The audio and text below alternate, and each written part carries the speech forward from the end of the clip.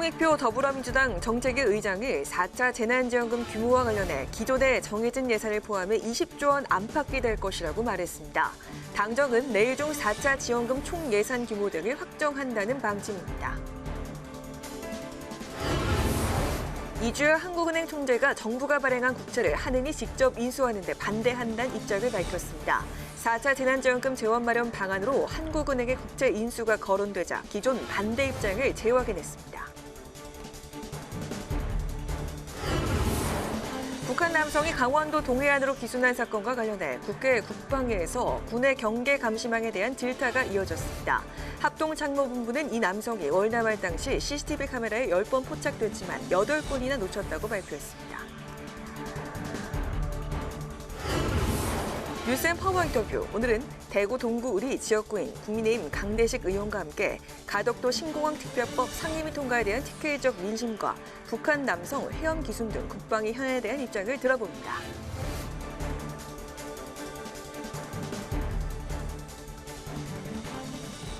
여러분 안녕하십니까? 의정 종합뉴스 2월 23일 뉴스엔 시작하겠습니다. 공청회 중계방송 관계로 조금 늦게 시작합니다. 4차 긴급재난지원금 규모가 20조 원 안팎이 될 전망입니다. 특수고용노동자와 프리랜서도 지급 대상에 포함될 예정인데 방역수칙 위반 업소는 제외될 것으로 보입니다. 국민의힘은 4월 보궐선거를 앞둔 선거용 재난지원금이라며 강하게 반발하고 있고 정의당도 비판에 가세했습니다. 강민지 기자가 보도합니다. 4차 재난지원금을 담은 올해 첫 추경안에 구체적인 윤곽이 곧 나올 것으로 보입니다. 기재부와 당정 협의를 한 더불어민주당 홍익표 정책위 의장은 4차 재난지원금 협의안을 내일 중 확정하겠다고 밝혔습니다. 숫자 20조 전후한 숫자가 되지 않을까 싶습니다. 네, 빠르면 내일 오전이나 늦으면 내일 한 오후 늦게 정도 결론이 나지 않을까 싶습니다. 민주당은 이번 4차 재난지원금 대상도 대폭 확대할 방침입니다. 3차 재난지원금 당시 연매출 4억 원 이하 5인 미만 사업장으로 제한했던 소상공인 지급 기준을 10억 원 이하로 늘리고 근로자 수도 상향하는 방향으로 가닥을 잡았습니다. 특고 종사자 그리고 프리랜서들도 지원 대상에 포함할 예정인데 사각지대를 줄이기 위해 본인이 직접 신청한 뒤 지원 심사를 받는 방식을 검토 중입니다. 홍 정책위 의장은 다만 당정 간 이견이 있는 것으로 알려진 소득 하위 40% 지원금 일괄 지급 여부에는 아직 확정된 내용은 아니라며 말을 아꼈습니다. 정세균 총리는 4차 재난지원금과 관련해 방역수칙을 위반한 업소는 지원 대상에서 제외하고 현재 시행 중인 원스트라이크 아웃제를 예외 없이 적용하겠다고 밝혔습니다. 하지만 국민의힘은 국가나 지자체가 선거 전 금품을 지급하는 행위를 금지하는 법까지 발의하며 보궐선거를 앞둔 선거용 지원금이라고 반발하고 있습니다. 나라 재정이 화수분이 아닌데 일반 국민은 선거 때 돈 만 원만 돌려도 처벌받고 입건이 되는데 대통령은 몇십 조씩 선거 직전에 돌려도 괜찮은. 정의당도 선거용 고무줄 지원이라는 의혹이 끊이지 않는다면서 대통령과 여당 대표의 말 한마디에 재난지원금 기준이 바뀌어서는 안 된다고 강조했습니다. 또 대통령과 여당 대표의 말 한마디에 재난지원금 지급 시기와 액수가 바뀌는 상황이 반복되고 있습니다. 손실 보상과 피해 기준을 명확히 해야 합니다. 민주당은 다음 주 국회에 추경안을 제출하고 3월 말까지 재난지원금을 지급한다는 계획입니다. 하지만 야당이 강력 반발하고 있어 3월 임시국회 통과에 난항이 예상됩니다. 국회방송 강민지입니다. 4차 재난지원금 재원으로 한국은행의 국채 직접 인수 방안이 거론된 것과 관련해 이주열 한은 총재가 국회 기재위에 출석해서 거듭 반대 입장을 밝혔습니다. 또 금융위와 갈등을 빚고 있는 전자금융거래법 개정안에 대해서는 금융결제를 한데 모아 관리하는 것 자체가 사회감시, 권력 통제를 뜻하는 빅브라더라고 밝혀 금융위를 정면으로 반박했습니다. 장정현 기자입니다. 이주열 한국은행 총재가 국회 기획재정위원회에 출석해 정부가 발행한 국채를 한국은행이 직접 인수하는 것은 바람직하지 않다는 입장을 밝혔습니다. 코로나 손실보상제의 재원 마련을 위해 한국은행이 국고채를 직접 매입하도록 한 법안이 여당에서 발의되자 야당 측이 한국은행의 입장을 물은 겁니다.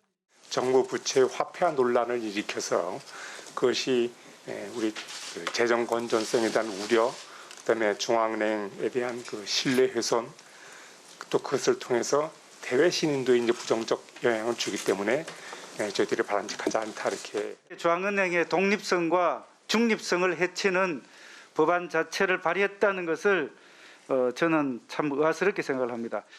여당 의원들은 최근 발표된 통계청의 4분기 가계 동향 조사 결과 2차 재난지원금 등 공적 이전 소득이 소득 양극화를 다소 완화했다는 데 주목했습니다. 그러면서 최대한 넓고 두터운 포용적 재난지원금 설계와 이에 대한 한국은행의 지원 필요성을 강조했습니다.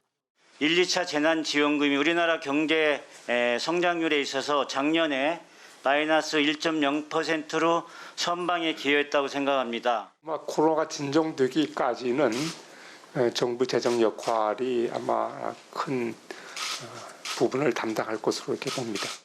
한국은행과 금융위원회 간 입장이 엇갈리는 전자금융거래법 개정안도 도마에 올랐습니다.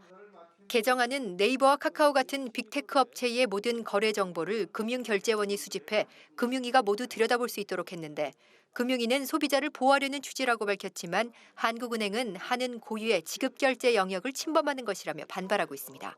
이 총재는 정보를 강제로 한데 모아놓은 것 자체가 사회감시, 통제 권력을 뜻하는 빅브라더라며 금융위를 반격했습니다. 문제는 여러 통신사들이 갖고 있는 기록을 강제적으로 한 곳에 모아놓고 그것을 들여다볼 수 있다면 그 자체는 바로 빅브라더로 저는 그렇게 생각을 하고 있고. 이와 함께 산자중기위는 차등 의결권 도입이 담긴 벤처기업 육성법 개정안을 상정해 심의에 들어갔습니다. 최근 쿠팡이 미국 증시행을 택한 게 한국에 차등 의결권이 없어서라는 지적이 나오면서 주목을 받게 된 법안인데 비상장 벤처기업에 한해 한 주당 2개 이상 최대 10개 이하의 의결권을 허용함으로써 창업주 등의 경영권을 보호해주는 내용입니다. 국회 방송 장정현입니다. 국회 국방위원회 전체 회의에서는 지난 16일 북한 남성이 동해 민통선을 통해 월남한 사건과 관련해 군의 경계 태세가 다시 한번 도마에 올랐습니다. 서욱 국방부 장관은 초동 대응이 늦은 이유에 대해 감시병이 귀순자를 일반인으로 잘못 인식했다고 밝혔습니다. 보도에 임채원 기자입니다. 의원들은 우리 군의 기강회의에 따른 경계 실패를 강하게 질타했습니다. 합동참모본부가 검열단의 현장 조사 결과를 발표했는데 북한 남성이 월남할 당시 10차례나 CCTV에 포착됐는데도 군은 9번째 포착됐을 때야 처음 발견한 것으로 밝혀졌습니다. 게다가 합동참모본부 의장과 국방부 장관이 1시간 반이 지나서야 상황을 보고받은 것으로 알려지면서 늦장 보고라는 비판도 나왔습니다.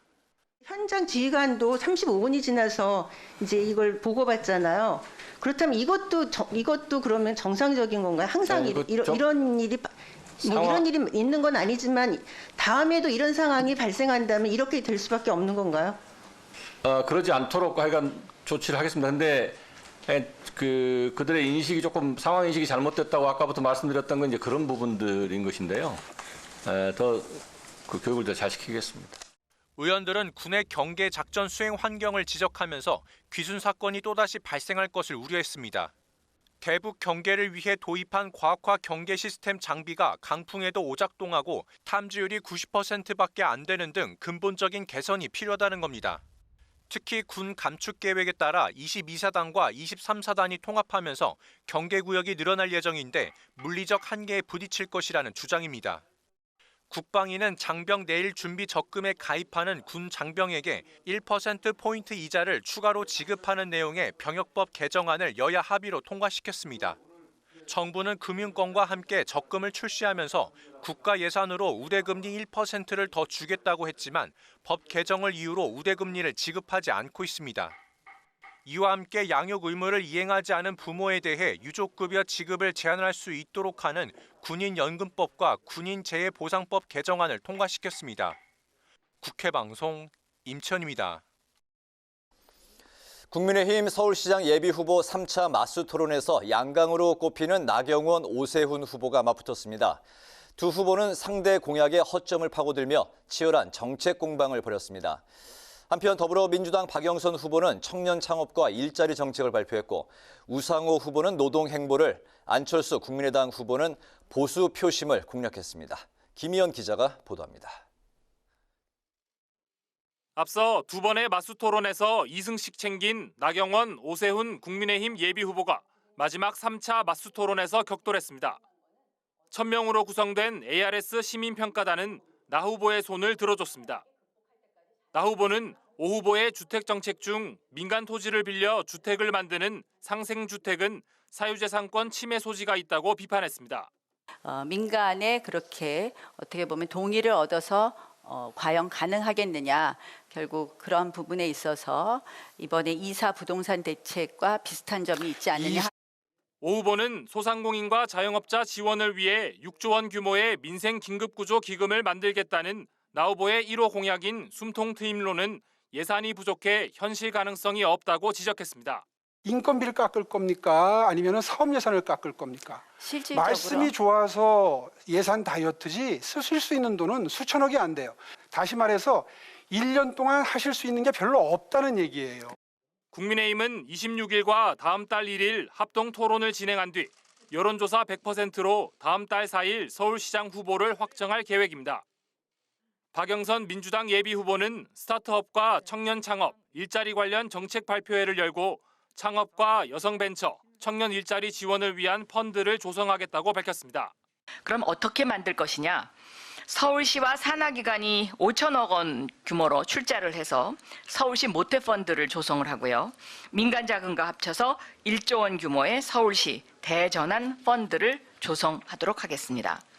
우상호 민주당 예비후보는 민주노총 서울지부를 찾아 간담회를 갖고 박원순 전 서울시장의 진보 의제를 계승하고 발전시켜 나가겠다고 강조했습니다. 우 후보는 노동 의제를 소홀히 하면 경제적 불평등과 격차 해소라는 시대적 과제를 실현할 수 없다며 서울시장 후보 중 유일하게 노동 공약을 발표했다고 강조했습니다.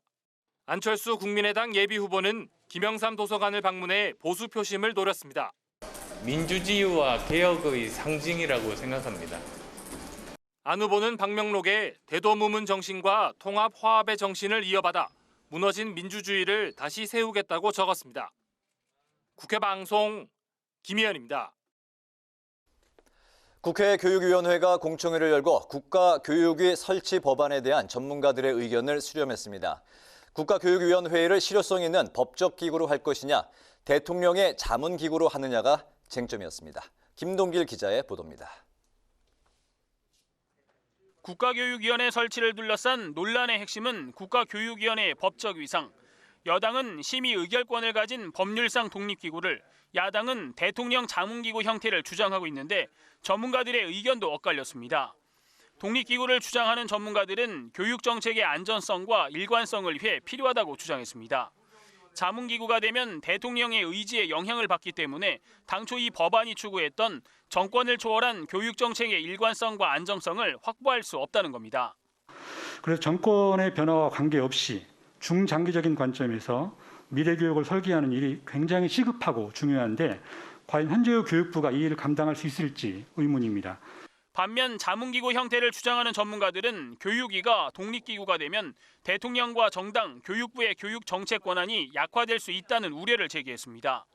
또 교육 이념이 다른 차기 정부의 교육 정책 승계를 요구하는 것은 실현 가능성도 낮고 책임 정치에 부합하지 않다고 강조했습니다.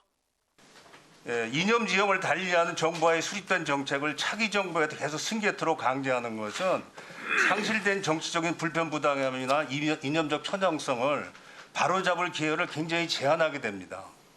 여야 의원들의 주장도 팽팽히 맞섰습니다. 합의제로 갈 거냐, 독임제로 갈 거냐 이런 논의가 많았었거든요. 근데 결국은 시행을 했는데 정권에 따라서 뭐 방송 규제를 어떻게 할 것인가가 특별하게 문제가 불거지거나 그러지는 않았습니다. 그 법안은 결국은 대통령을 넘어선 초정권적인 정책 결정을 하는 위원회가 될 수밖에 없고요. 그렇게 되면 교육부 위에 군림하면서 중장기적 교육 정책을 심의하는 그런 행정위원회가 되는데 지난 19일 민주당이 국가교육위원회 설치 법안을 국민의힘의 반발 속에 안건조정위로 회부해 법안 처리 과정에서 여야의 대립은 더 격화될 것으로 보입니다. 안건조정위원회에서의 논의 기간은 90일로 이 기간 안에 여야가 법안에 합의하지 않으면 전체 회의에 상정해 법안을 처리할 수 있습니다. 국회 방송 김동길입니다. 김경엽 국회 정보위원장은 어제 국정원의 보고 내용과 관련해 박근혜 정부 때까지 사찰이 계속된 정황을 확인했다고 밝혔습니다. 더불어민주당 소속인 김 위원장은 오늘 국회 기자간담회에서 이명박 박근혜 정부 시기를 포함해 국가정보원이 저지른 불법 사찰 규모가 문건으로는 약 20만 건, 대상자는 2만 명 이상으로 추정된다고 말했습니다. 특히 불법 사찰 정보를 보고받고도 조치하지 않았다면 심각한 문제라고 강조하고 박근혜 정부 때 일은 아직 공소시효가 남아있다고 강조했습니다. 사회파동으로 논란이 됐던 신년수 청와대 민정수석이 내일 열리는 국회 운영위원회 불출석 사유서를 제출했습니다. 신 수석은 사유서에 대통령 비서실장 등이 회의에 참석하므로 비상 상황에 대비하기 위해선 자리를 비울 수 없다고 답한 것으로 알려졌습니다. 앞서 국민의힘은 신 수석의 사의 표명과 철회를 둘러싼 의혹이 풀리지 않고 있어 진상규명이 필요하다며 신 수석의 국회 운영위 출석을 요구했습니다. 더불어민주당은 일부 보수단체가 3.1절 광화문 집회를 예고한 데 대해서 철회를 촉구하고 정부에 단호한 대응을 주문했습니다. 김태년 원내대표는 오늘 원내대책회의에서 구구단체는 감염 확산을 초래할 수 있는 대규모 도심 집회 계획을 중단하고 정부는 법과 원칙에 따라 단호하게 대응해달라고 촉구했습니다.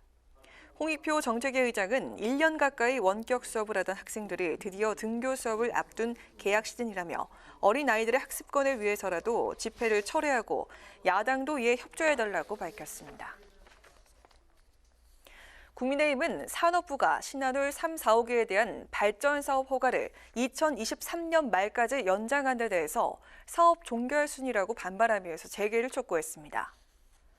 국민의힘 탈원전, 북원전 진상조사특위는 기자회견을 열고 신한울 3, 4호기를 통해 북한의 전력 공급을 검토했던 산업부가 수세에 몰리자 아예 공사 재개를 취소해버렸다고 비판했습니다.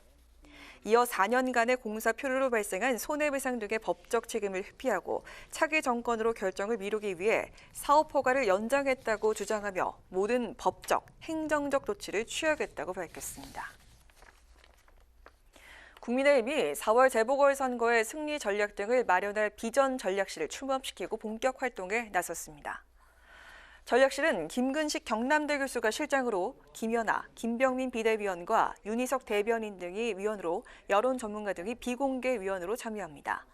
전략실은 4월 재보궐선거 이후에는 국민의힘 주도의 야권 재편과 당 혁신, 대선 승리 전략 등도 논의할 계획입니다.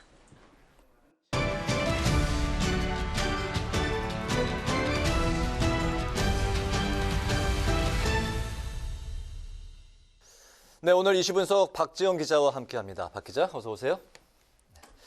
어제 국회에서 처음으로 산업재해 청문회가 이제 열렸는데 그 의미부터 짚어볼까요? 네, 여러모로 이례적이다라는 평가입니다. 그 건설과 택배, 그 제조업 분야 주요 대기업 대표 9명이 나와서 그 사과를 하면서 연신 고개를 숙였는데요. 국회에서 이런 산업재해만 다룬 청문회는 사상 처음이었고요. 또 국정감사를 제외하고 이 국회 대기업 대표들이 이렇게 대거 증인으로 출석한 것도 처음입니다. 또 이렇게 여야가 모처럼 뜻을 모아서 산업재해 방지를 위해 청문회를 연 것 자체도 의미가 있지 않을까 싶습니다. 네, 노동자의 안전 문제를 국회로 이제 끌어온다는 것도 굉장히 이제 의미가 있다고 생각이 드는데 원래 근데 이 노동 문제는 그 진보 진영의 그 영역이었는데 이번에 이례적으로 국민의힘에서 제안해서 열리게 됐다고요? 맞습니다. 그 환경노동위원회 국민의힘 간사죠. 그 이미자 의원의 제안을 민주당이 받아들이면서 이 청문회가 추진이 됐습니다. 그동안 말씀하신 것처럼 노동 문제는 그 진보 진영의 전유물로 인식이 돼 왔는데요. 이걸 이번에 보수 정당이 직접 주도를 한 겁니다. 따라서 국민의힘 입장에서는 오랫동안 이 굳어져 온 그 보수 정당의 친기업 이미지를 깨는데 기여했을 거라는 기대감도 있지 않을까 싶습니다. 네, 이번 그 산재 청문회에서는 또 그 대기업 대표들이 이제 출석을 해서 여야 의원들 그 질타에 또 진땀을 빼는 모습들도 목격을 할 수가 있었네요. 네, 그렇습니다. 특히 그 최종욱 포스트코 회장에게 그 집중 포화가 쏟아졌는데요. 최근 3년간 가장 많은 산재 그 사망 사고가 일어난 곳이기도 하고요. 여기에 좀 괘씸죄도 더해진 것 같습니다. 최 회장 처음에는 그 허리가 안 좋다면서 그 불출석 사유서를 제출했다가 그 비판이 이어지자 이제 번복을 하고 이제 출석을 했기 때문인데요. 의원들 그 최 회장을 향해 허리가 아픈 것도 괴로운데 죽었는데 그 기계에 압착돼서 죽으면 얼마나 괴롭겠냐. 또 최 회장의 불출석 사유가 그 요추 염자였는데 그 보험 사기꾼들이나 내는 진단서라는 뼈 있는 말을 던지기도 했습니다. 그런가 하면 그 한현석 현대중공업 대표는 산업재해가 일어나는 이유가 그 작업자의 불안정한 행동 때문이라며 노동자를 탓하는 모습을 보여 질책을 받기도 했는데요. 어제 청문회 현장 목소리 잠시 들어보시죠.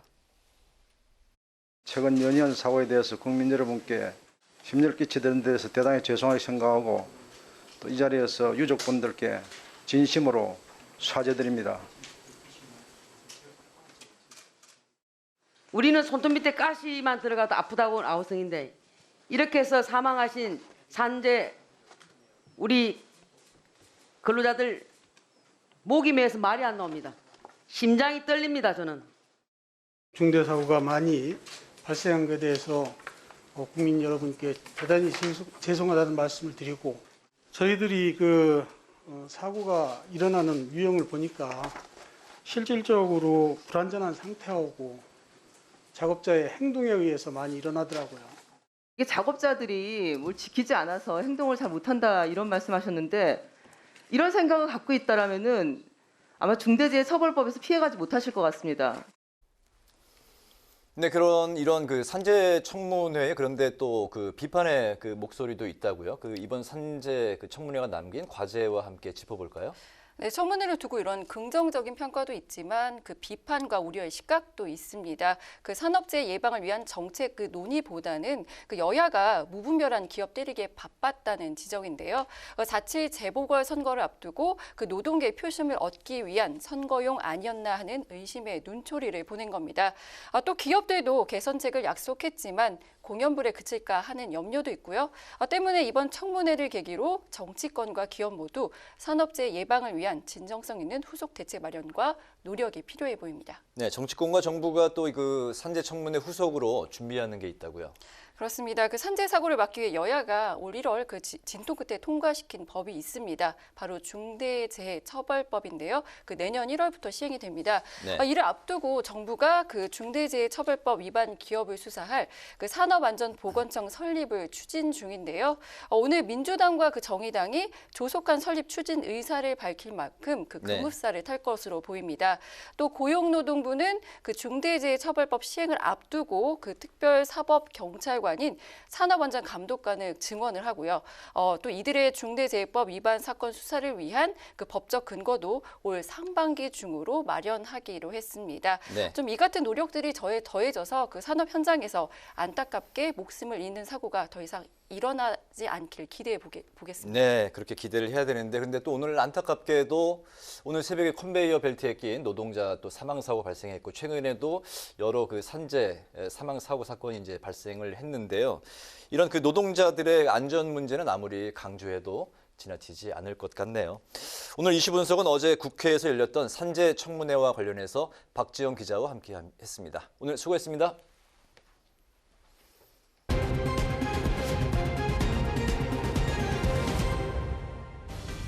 강하락의 정치톡 시간입니다. 2월 23일 시선을 집중시킨 정치 뉴스는 무엇이었는지 만나보시죠. 오늘의 첫 번째 정치톡은요. 문 닫고 언성을 높인 이유입니다. 이명박 정부 시절 국가정보원의 불법 사찰 의혹이 논란이 되면서 어제 국회 정보위 전체 회의가 오후 늦게까지 진행됐습니다. 그런데 비공개로 진행된 어제 회의 도중에 문 밖으로 고성이 흘러나온 사실이 전해져서 그 배경에 관심이 모아지고 있는데요. 목소리의 주인공은 박지원 국정원장과 하태경 국민의힘 의원 두 사람이었다고 합니다. 선공은 하의원이 먼저 날렸는데요. 국정원이 MB정부 불법 사찰 관련 정보를 공개한 것과 관련해서 선택적 정치 개입을 하고 있다. 의도가 뭐냐 이렇게 목소리를 높인 겁니다. 정보위 간사인 하의원은 회의가 끝난 후 브리핑에서도 이 문제를 거론했습니다. 직접 한번 들어보시죠. MB정권 때 사찰 문제는 국정원이 먼저 선제적으로 정치 쟁점을 했다. 그러니까 진보 정부 때는 깨끗했고 보수 정부는 더러웠다. 이런 식의 시각을 가지고 있다는 것이 이미 확인이 됐습니다. 국정원이 새로운 방식의 정치 개입을 하고 있다는 사실에 정말 분노하지 않을 수 없습니다. MB정부의 불법 사찰 관련 정보 공개가 국정원의 신종 정치 개입이라는 하의원의 공격에 박 원장은 곧바로 이를 부인하면서 왜 자꾸 국정원을 정치의 영역으로 끌어들이려고 하나라며 역공에 나섰다고 합니다. 이어 박 원장은 지난 16일 정부의 직후에 하의원의 언론 브리핑을 문제 삼았습니다. 당시 하의원이 북한의 사이버 공격 관련 국정원 보고 내용을 전하면서 제약업체 화이자가 해킹당했다고 한 것과 관련해서 국정원이 이를 부정하면서 진위 논란에 휩싸인 일이 있었는데요. 박 원장은 하의원을 향해서 논의된 사안에 대해 사실 그대로 브리핑해달라라고 항의하면서 또 한 번 고성이 오간 것으로 전해졌습니다. 전 정부의 사찰 논란을 둘러싼 국정원과 야당의 불꽃 튀는 신경전. 과연 그 끝은 어디를 향하게 될까요? 이어서 오늘의 두 번째 정치톡입니다. 네, 바로 퀴어 축제를 어떻게입니다. 4.7 재보궐선거를 앞두고 요즘 갑자기 예비 후보들에게 화두로 떠오른 이슈죠. 바로 성소수자들이 모이는 퀴어 축제입니다. 지난주 제3시대 단일화를 위한 안철수, 금태섭 예비 후보 간의 TV 토론에서 안 후보가 언급한 소신 발언이 그 논란의 발단이 됐는데요. 먼저 화면으로 만나보시죠. 퀴어 퍼레이드에 나가실 생각이 있으십니까? 자기의 인권뿐만 아니라 타인의 인권들도 굉장히 소중한 것 아니겠습니까? 그런 것들을 거부할 수 있는 권리도 마땅히 존중받아야 된다는 생각을 가지고 있습니다. 퀴어 축제를 보는 것을 거부할 권리도 존중받아야 한다. 이 발언을 놓고요. 소수자 차별 논란이 불거지자 안 후보는 퀴어 축제를 도심 밖으로 옮겨서 하자는 의미였다고 해명을 했습니다. 그렇다면 퀴어 축제에 대한 다른 후보들의 입장은 어떨까요? 민감한 젠더 이슈인 만큼 여야의 거대 양당 후보들은 모호한 답변으로 일관하고 있습니다. 먼저 민주당의 박영선 예비 후보 측은요. 차별은 있어선 안 된다는 게 원칙이라면서도 퀴어 축제와 관련해서는 서울 시민과 함께 지혜를 모아보겠다라는 입장이고요. 우상호 예비 후보 역시 당선이 되고 나서 면밀히 검토하겠다는 입장을 보이고 있습니다. 국민의힘 후보들도 마찬가지인데요. 오세훈, 나경원 두 예비 후보 모두 소수자의 인권을 보호해야 한다면서도 도심 퀴어 축제 개최 허용 문제는 별개로 판단해야 한다는 입장입니다. 다만 국민의힘 이현주, 박성훈 부산시장 예비 후보들은요. 부산시장이 된다면 퀴어 축제를 허가하기 힘들 거란 입장을 공통적으로 밝혀서 눈길을 끌기도 했습니다. 찬반 양론이 워낙 팽팽해서 나왔다 하면 뜨거운 이슈가 될 수밖에 없는 성소수자 문제. 과연 유권자들은 어떤 후보의 입장을 지지하게 될까요? 지금까지 강아랑의 정치톡이었습니다.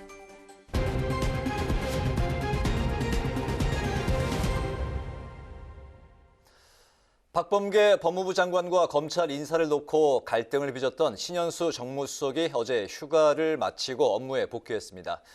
야당은 해명도 없이 사퇴를 덮었다면서 갈등의 불씨가 여전하다고 주장하고 있는데요. 과연 여당의 입장은 이에 대해서 어떤 건지 들어보도록 하겠습니다. 더불어민주당 박성현 상근 부대변인이 화상으로 연결돼 있습니다. 박 대변인님 나와 계시죠? 안녕하십니까? 안녕하세요. 네, 안녕하세요. 박성현입니다. 네네. 오늘 그 주호영 국민의힘 원내대표는 신수석 업무 복귀에 대해서 그동안 국정 불신을 초래한 점에 대해 해명이나 또 사과 없이 애매하고 어정쩡하게 넘어가려는 것 같다 이렇게 이제 비판을 했는데요. 이번 그 신수석의 복귀가 봉합이다, 또 수습이다, 아니면 아직도 휴화산 상태다 이런 지적들이 나오고 있는데 어떻게 바라보고 계십니까?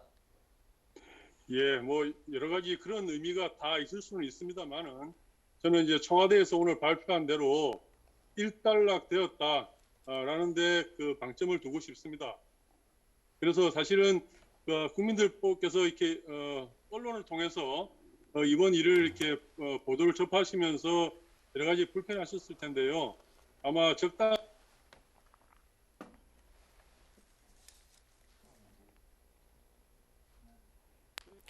국민들께 좀 이런 말씀을 이제 드려야 할 것이고요. 근데 다만 이번 일이 분명히 법무부 장관이 제청을 하고 대통령이 재가를 하는 이런 우리 법에 정해져 있는 이런 과정에 따라서 정확하게 인사가 이루어졌고, 다만 민정수석과 법무부 장관 사이에 검찰 인사의 일부 이견이 채 정리되지 않은 상태에서 인사가 이루어짐으로써 민정수석이 좀 불편한 이런 내색을 좀 너무 심하게 하는 바람에 논란이 된 것입니다. 그래서 야당이 이 상황에서 청와대가 일단락되었다. 그리고 신현수석이 다시 복귀해서 업무에 충실할 수 있도록 정치 공세를 이제 좀 그만해야 되지 않느냐 이런 생각하고 있습니다.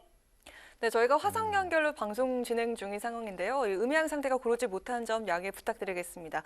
지금 차량 아니신 것 같은데요. 블랙박스도 보이고 창문도 보이고 혹시 지금 어디 계신지 여쭤봐도 될까요?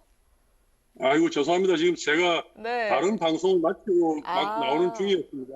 네. 아닙니다. 이렇게 그러셨군요. 바쁘신데도 또 인터뷰에 응해 주셔서 저희가 감사하고요. 네, 감사합니다. 해가 길어졌네요. 아직도 바깥이 환한 모습인데요. 지금 네. 배경이 흰색인 것 같아서 네, 실내이신 것 같은데요. 네, 여튼 질문 드리겠습니다. 네, 신수석이 복귀한 날에 문 대통령이 수사청 설치 속도 조절을 주문했다 이런 보도가 나오기도 했죠. 수사청 설치 관련 입법 공청회는 여당 의원들이 주축이 돼서 오늘 열렸다는 소식이 전해졌는데요. 검찰의 수사 기소권 완전 불이를 위한 수사청 신설 속도 조절 없이 그대로 추진이 될까요? 어떻습니까? 예, 사실은 그 속도 조절이라는 것이 정확하게 뭐 대통령께서 말씀하셨는지 아마 제뿐만 아니고 당 내에서 그런 이야기를 정확하게 들은 분은 아무도 없습니다. 네. 그래서 아마 언론에서 조금 이렇게 추측성으로 말씀하시지 않나 생각이 들고요. 그리고 이제 수사청 설치에 관해서는 물론 우리 민주당 내에서의 어떤 검찰개혁 특위의 의원님들은 이걸 빨리 하겠다라는 이런 이제 의지를 가지고 계신 것이지 이런 입법의 과정이 뭐 서두른다고 빨리 되는 문제는 아니거든요.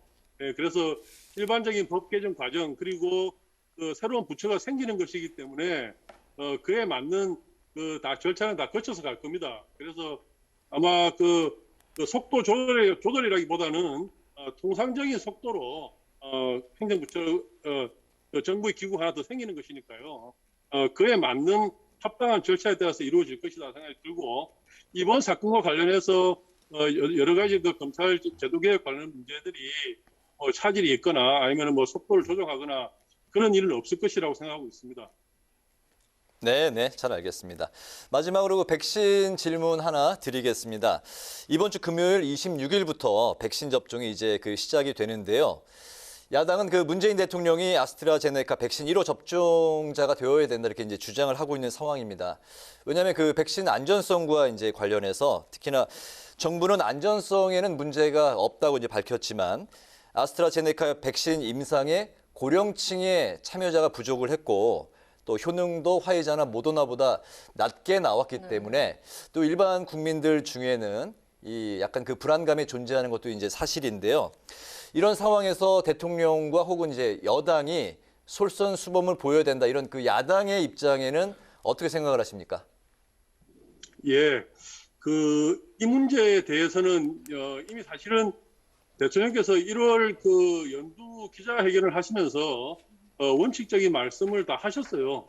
그래서 이제 국가는 당연히 안전한 백신을 국민들께 제공을 할 것이고, 그다음에 만약에 국민들이 백신의 안전성에 대해서 불안해하면은 먼저 맞는 것을 주저할 이유는 없다. 이제 이렇게 말씀하셨죠. 그리고 지금 아스트라제네카 백신에 관련해서는 문제를 지금 야당에서는 좀 호도하고 있는 부분이 있습니다.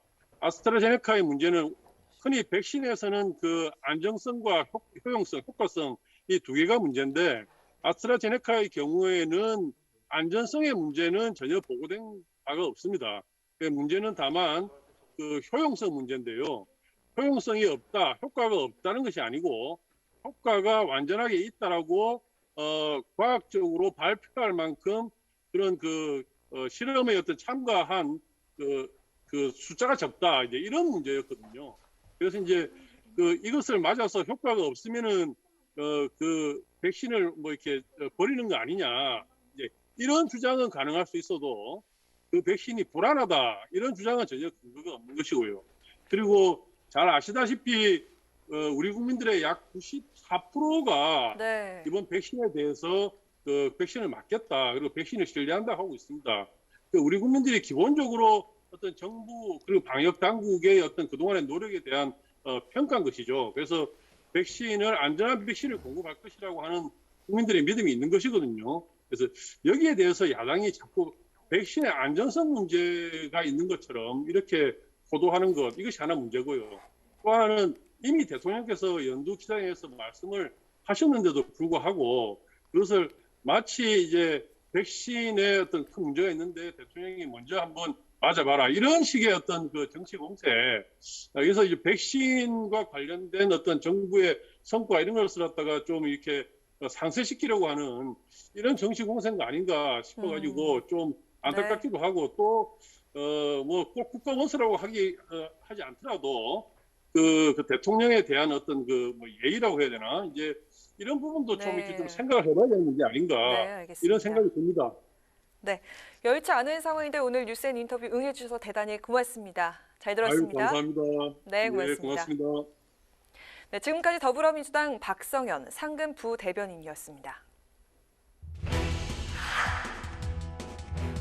네, 가결됐음을 선포합니다.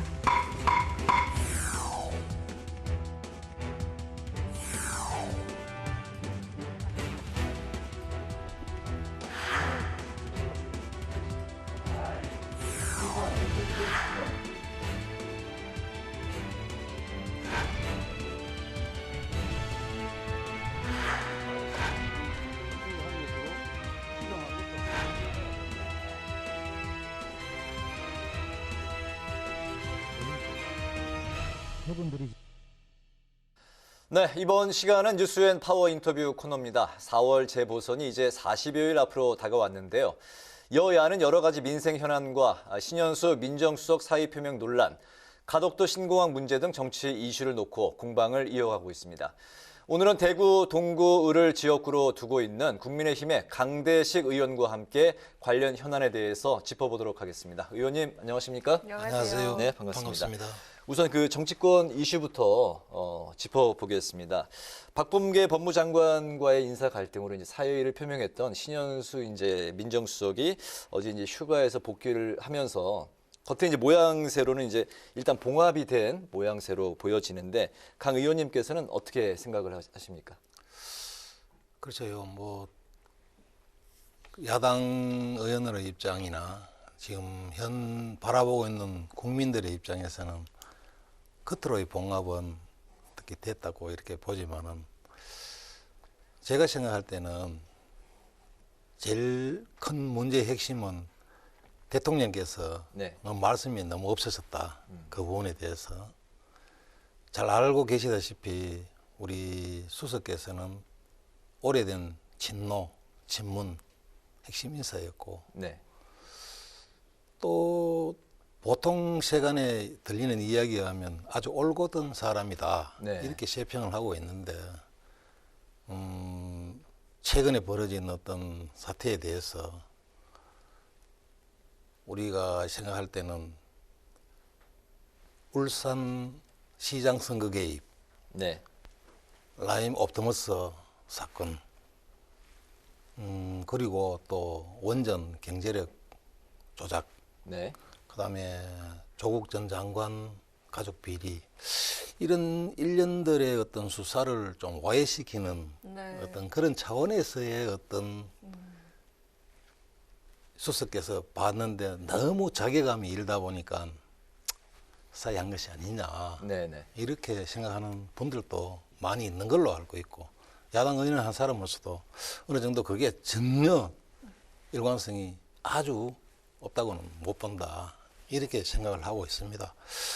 더군다나 잘 알고 계시다시피 우리 여당의 우리 황모 의원께서는 검찰이 갖고 있는 마지막 갖고 있는 6대 범죄 수사권 이마저도 이제 앗아버리려고 하는 어떤 그런 계약 중에 계약인 어떤 법을 진행하고 있는 이런 마당에서 이제 벌어진 일들이기 때문에 저는 이렇게 생각합니다. 처음에는 대통령께서 아무 걱정하지 마라.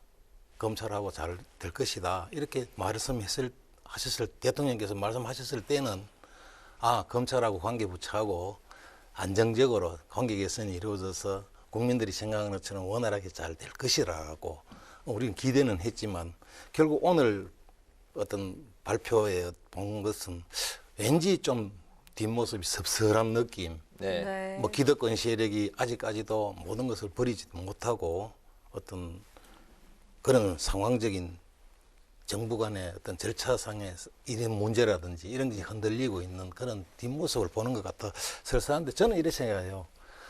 쓴소리를 멀리하고 듣기 좋은 말만 이렇게 들었던 어떤 과거의 어떤 정부들이 그 말로가 참 좋지 않았는 거를 반면교사로 꼭 삼아야 되지 않겠나. 네. 저는 그렇게 생각합니다. 알겠습니다. 예. 네, 보궐선거를 앞두고 여당이 좀 적극적으로 추진하고 있는 것 중에 하나가 가덕도 신공항 특별법이잖아요. 이에 대한 의원님 생각 한번 여쭙고 싶습니다. 예. 가덕도 신공항법도 절차상이라든지 아니면 법적이라든지 이런 게 문제가 선결이 돼야 되는데 너무 정치적으로만 이렇게 접근을 했지 않았나 이렇게 생각합니다. 여당에서는 가덕도가 부산 쪽이잖아요. 네. 그랬을 때 4.7 보궐선거라든지 20대 대선이라든지 전략적 요충지로서 PK를 지목했나 이런 의구심을 갖는 분들도 계시고 근데 우리가 생각했을 때 잘 알고 계시다시피 김해신공항 1번, 2번 밀양, 3번 가덕도 네. 이렇게 됐었는데도 제일 3위를 한 이 가덕도를 이렇게 졸속 어떤 법안을 만들어서 통과시킨다는 것은 우리 지금 TK 대구 경북 시도민들은 굉장히 분노하고 있는 그런 실정입니다. 그렇다 하면 이 김해신공항 백지화에 대해서 관련 부서에서 먼저 입장 표명이 선행되어야 된다고 그렇게 생각을 하고요. 그렇게 해서 이게 국가의 10조가 훨씬 넘는 이런 재정이 드는 국책 사업을 이렇게 졸속으로 처리한다는 것은 과거에도 없었을 뿐 아니라 앞으로도 있어서는 안 될 그런 문제라고 저는 그렇게 생각을 합니다. 예, 그 TK 지역구 이제 의원이시라서 이제 관련한 그 질문을 하나 더 드리겠습니다. TK 그 통합 신공항 특별법은 상임위 이제 통과를 문턱을 이제 넘지 못했는데 앞으로도 이 특별법에 대한 논의가 계속 추진되어야 된다고 생각을 하시는 입장인가요? 대구 지역구를 둔 의원으로서는 당연하게 돼야 된다고 이렇게 생각을 합니다. 지금 국토위원회 계류 중에 있어서 아마 본회의 상정은 안 될 거라고 이렇게 생각은 하지만은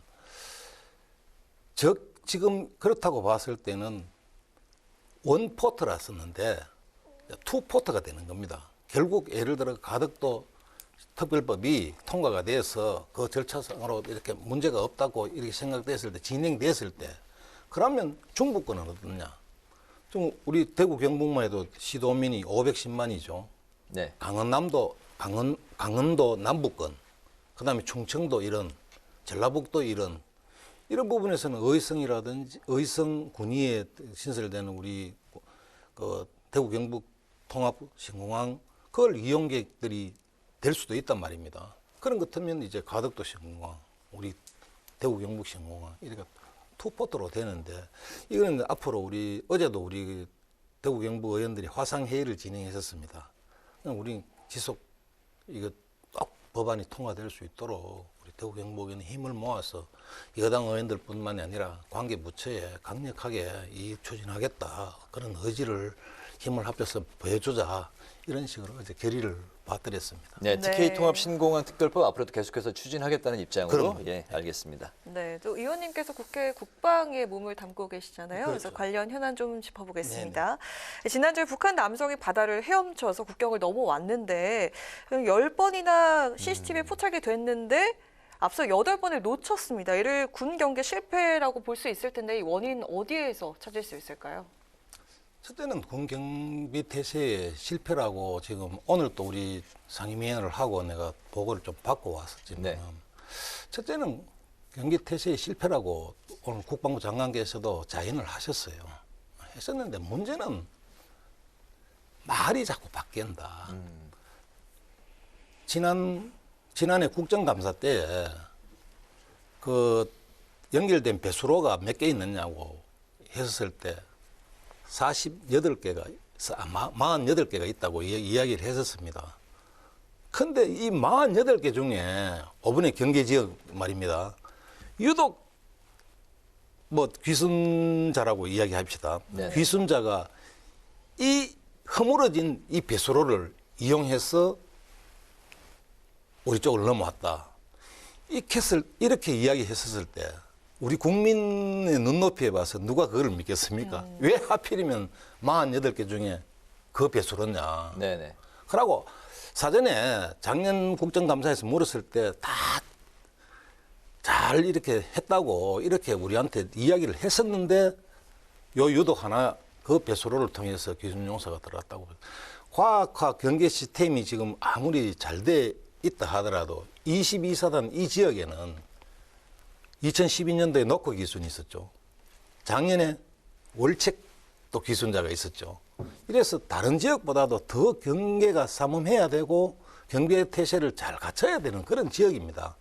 더구나 동해안 쪽에는 보면 남해안이나 서해안보다는 지형지물이 덜 있기 때문에 이 사각지대가 거의 없습니다.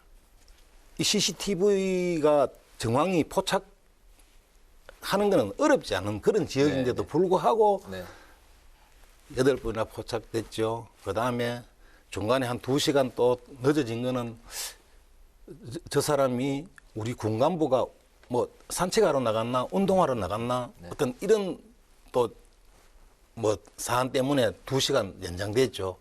모든 걸 이래 봤을 때는 전체적인 지휘 체계라든지 경계 실패의 문제 이런 부분에서는 잘 보완해서 오늘 또 뭐 국방장관께서 앞으로 정말로 전반적인 실태 조사를 해서 잘하겠다고 이야기를 했지만은 특히나 이제 뭐 군이 통합을 해가지고 거기에는 앞으로는 또 군 인원수도 줄어들 뿐더러 이런 지역이기 때문에 이런 부분을 철두철미하게 잘 해서 이렇게 경계태세를 하는데 한치의 빈틈이 없어야 된다고 이렇게 보고 있습니다. 네, 또 그 감시병이 귀순자를 일반인으로 이제 오인했다는 것도 참 문제인 것 같고 아무튼 이번 기회를 그 총체적으로 다시 점검하는 기회로 삼아야 되겠다는 생각이 듭니다. 마지막 질문인데요. 의원님께서 최근에 사회복무요원의 건강보험료 이제 전액 지원에 대해서 병역법 일부 개정안에 대해서 이제 대표 발의하셨다고 이제 들었는데요.